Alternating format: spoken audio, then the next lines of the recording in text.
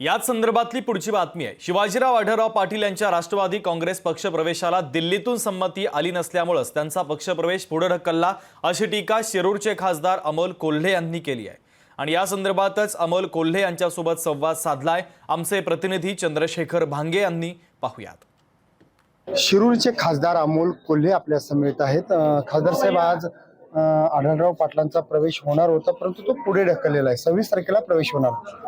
कदाचित दिल्लीवरून संमती आली नसेल, कारण आजकाल महाराष्ट्रातले मोठमोठे नेते दिल्लीची मंजुरी मिळाल्याशिवाय कुठली गोष्ट करत नाहीत आणि त्यामुळे काहीतरी बहुतेक उमेदवारी जाहीर होण्यामध्ये काहीतरी तांत्रिक अडचण निर्माण झालेली असू शकते अशी शक्यता आहे। म्हणूनच लगेच प्रवेश झालेला नाही असं दिसतंय।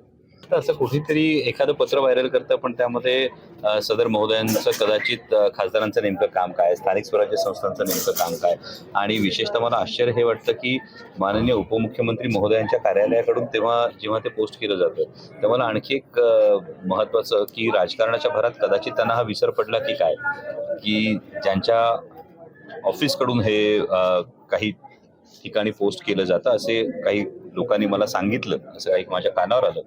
तर माननीय उपमुख्यमंत्री हेच पुण्याचे पालकमंत्री आहेत आणि खरं तर मीटर, वॉटर, सोसायटीचे अंतर्गत रस्ते ही कॉर्पोरेशनची कामं आहेत आणि त्यामुळे स्वाभाविकच कॉर्पोरेशन म्हणजे कॉर्पोरेशनमध्ये आता नगरसेवक नसल्यामुळे महानगरपालिकेच्या आयुक्तांची पर्यायाने ती पालकमंत्र्यांची सुद्धा जबाबदारी आहे। आज तर राष्ट्रवादी काँग्रेस पक्ष जो आहे अजित पवारांचा, त्यांच्या कार्यकर्त्यांच्या मनात हाच तर संभ्रम तयार झालेला आहे की ज्यांना आपण आयात केलं, ज्यांना आयात करून आता उमेदवारी देण्याचा घाट घातला जातोय, ते राष्ट्रवादी काँग्रेसच्या कार्यकर्त्यांचेच होत नाहीयेत, ते व्हायलाच तयार नाहीयेत आणि त्यामुळे नुसत्याच यांच्या पालख्या व्हायच्या का, हा प्रश्न राष्ट्रवादी काँग्रेसच्या अजित पवारांच्या कार्यकर्त्यांच्या मनात निर्माण झाला।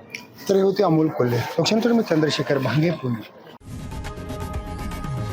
लोकशाही मराठी ऐका, पहा, जागरूक रहा।